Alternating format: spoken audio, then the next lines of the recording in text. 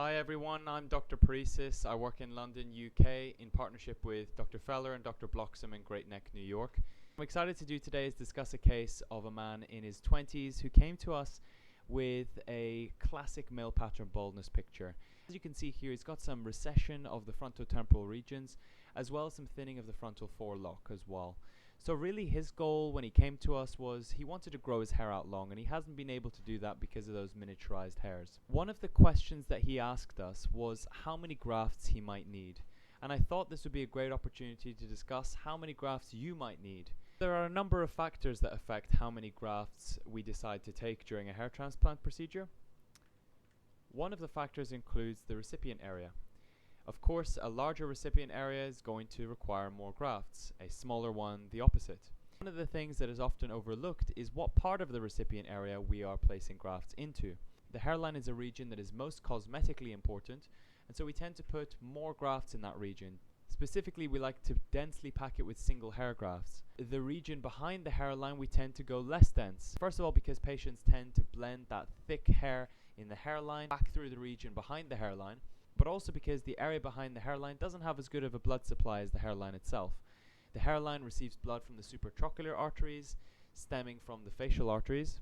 The blood supply is reduced just behind the hairline, and so if we pack it full of grafts, and those grafts are not adequately perfused with blood, then they will die, and essentially the patient has lost valuable grafts that could be better used somewhere else. Another factor that comes into play when deciding how many grafts to take is the age of the patient. Now, a younger patient who has less loss, we tend to take fewer grafts. And the reason for that is because we don't know how that patient's hair loss is going to progress.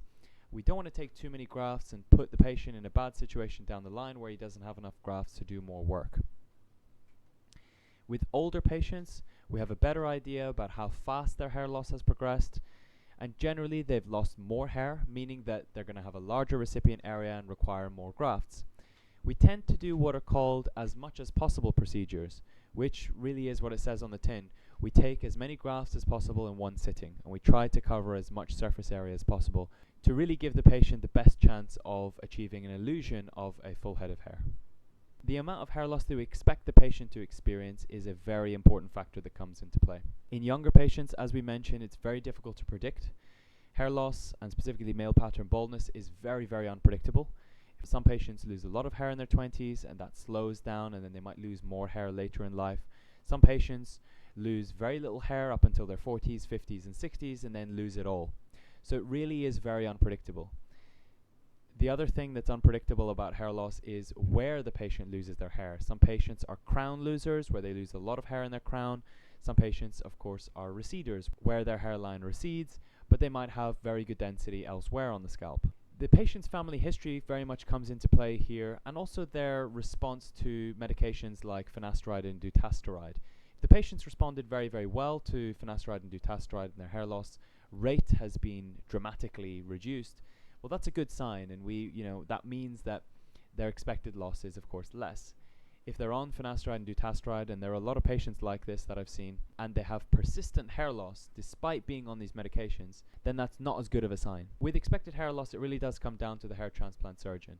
Different surgeons have different opinions. With a patient expected to lose a lot of hair, some surgeons will opt for a more aggressive approach where they try to get ahead of the hair loss by putting lots of grafts in the recipient area.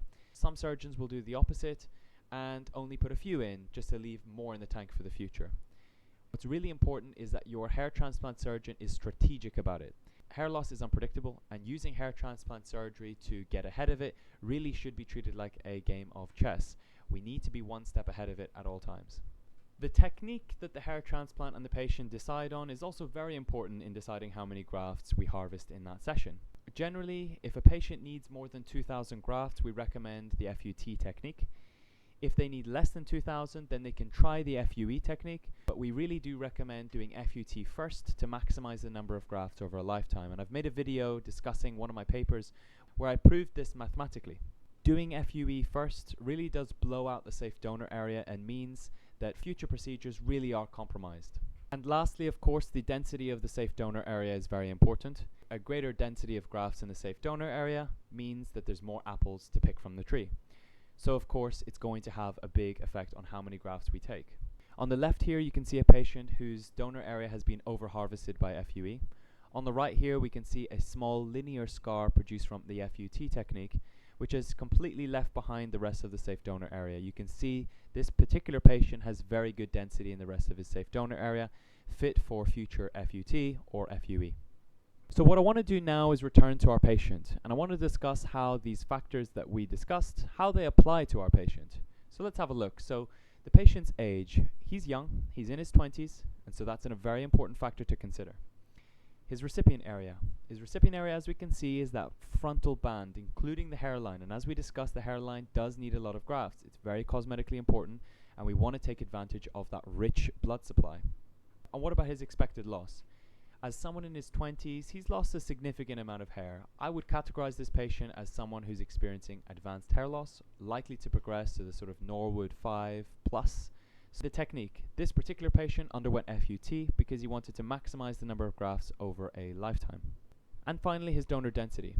The density of his donor area was not a problem. It was above average. And so all in all, we decided on doing 1,800 grafts. 1,800 grafts is not officially a mega session. We felt that doing just under 2,000 grafts would put him in a great position whereby the density would match the pre-existing native hair, but also we weren't taking too much that would put him in a bad situation. And so the question is, did this do the trick? In my opinion, it definitely did. The patient said that he achieved his goals. The picture on the right is him after 12 months. And so there's likely to be more maturation of the grafts, and so increased density as well. As you can see, he's wearing his hair longer, which was one of his goals, and the patient was very happy with his result. This is another angle. After 12 months, you can see that the patient just has so much more hair to play with. He really does look like a new man, and it just shows the power that hair can play. And this is another angle here from the patient's left side. He achieved his goal. Alright, thank you everyone for watching. I hope this gives you a little bit of a better idea about how we decide on graft numbers. I think ultimately the number one thing I'd like to stress is that the graft number will be decided through a thorough consultation with your hair transplant surgeon, who should do a thorough history and examination to decide on how many grafts you might need.